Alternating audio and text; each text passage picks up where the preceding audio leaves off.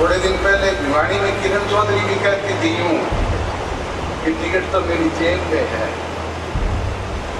वो जेब ही नहीं रही, टिकट तो गई गई है। और फिर तुम्हें तो ये भी पता नहीं कि टिकट मिलेगी कि नहीं मिलेगी।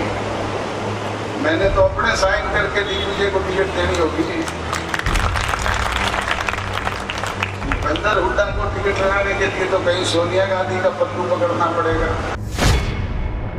हरियाणा में विधानसभा चुनाव की तपेश नेताओं के बयान से झलकने लगी है। लोकसभा चुनाव में करारी हार के बाद पार्टी को वापस खड़ा करने में जुटे जजपा प्रमुख अजय चौटाला पूर्व सीएम भूपेंद्र सिंह हुड्डा पर लगातार हमलावर हैं।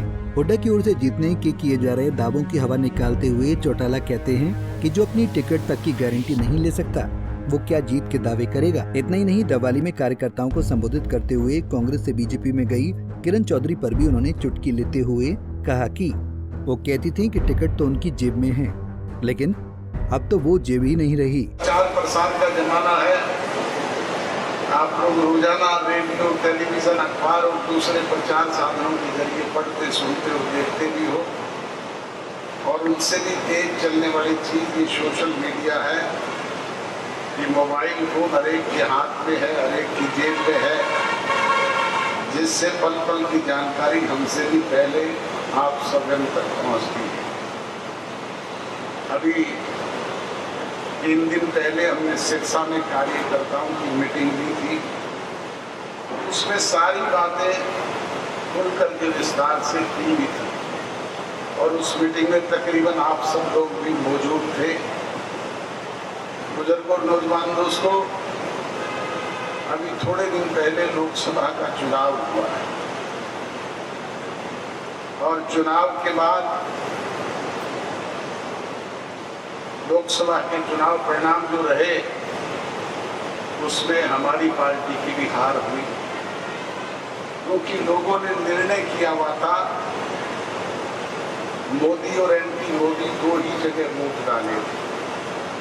ये सिर्फ हमारे यहाँ की बात नहीं है, आप पूरे देश का आंकलन कर लें, सभी जगह यही फैसला लोगों का। अगर लोकसभा के चुनाव से विधानसभा का चुनाव का आंकलन करें तो पिछले लोकसभा चुनाव में भी हमारा और आम आदमी पार्टी का गठजोड़ था।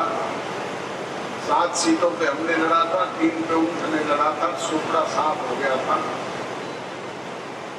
परंतु विधानसभा में मतदाता तो वही थे,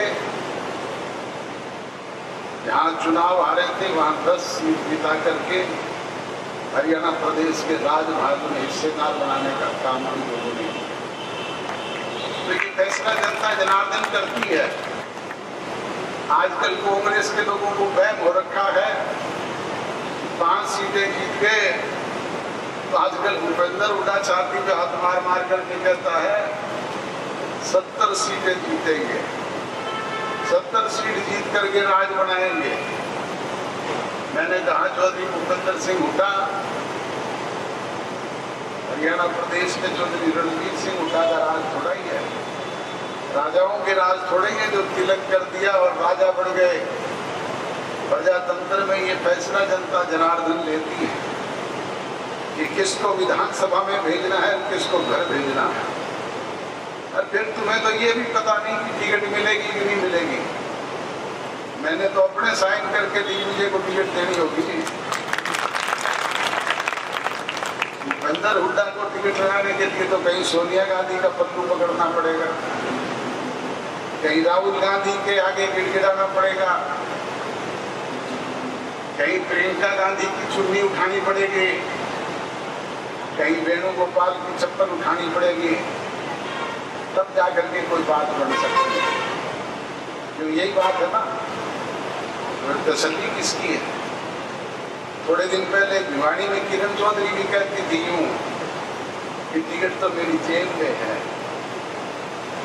वो जेब ही नहीं रही, टिकट तो गई गई है।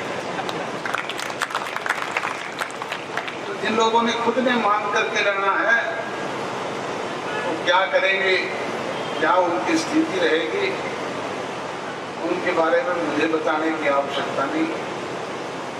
यहाँ कुछ लोग कांग्रेस के उम्मीदवार भी हैं, बाप बेटा बेटी तीनों उम्मीदवार है इस बार। तीनों है ना। और हमारे घर में भी कई उम्मीदवार बीजेपी के बड़े फिरते हैं, पर उनको कहां से मांग करके लेनी है? दिल्ली दरबार से।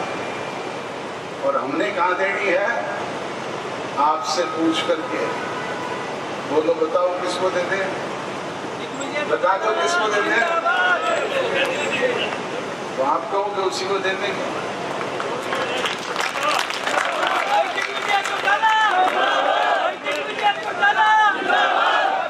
बस उस पर मोहर लगाने का काम आपने करना है।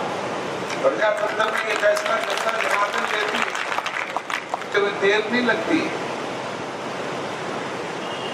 आपको याद होगा 72 का चुनाव पूरी तौर पे सुपड़ा साफ हो गया था।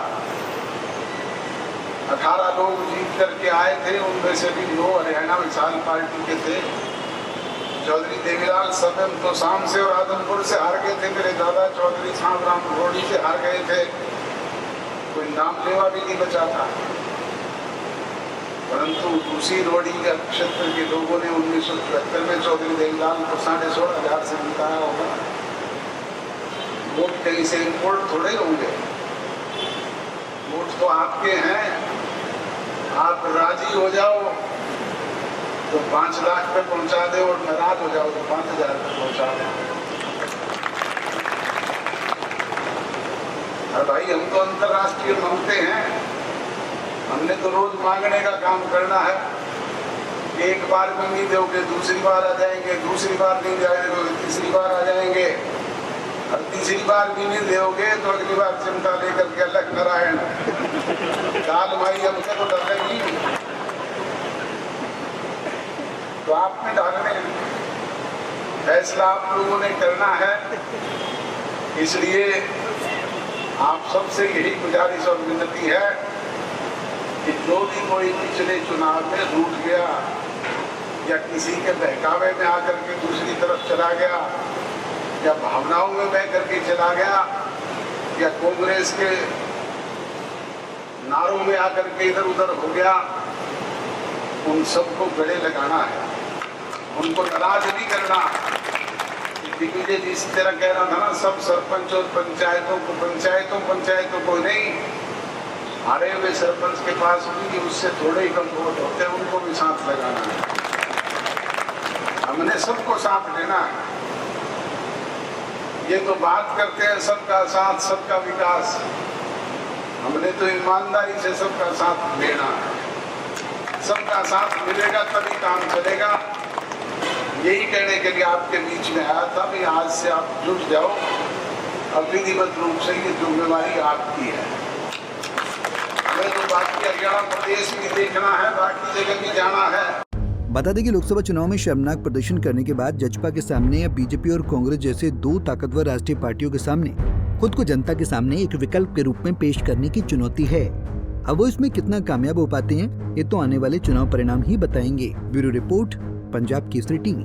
हमसे जुड़े रहने के लिए हमारे YouTube चैनल को सब्सक्राइब करें और नई वीडियो की नोटिफिकेशन के लिए बेल आइकॉन को दबाएं। अगर आप ये वीडियो Facebook पर देख रहे हैं तो लाइक जरूर करें और ज्यादा से ज्यादा शेयर करें। धन्यवाद।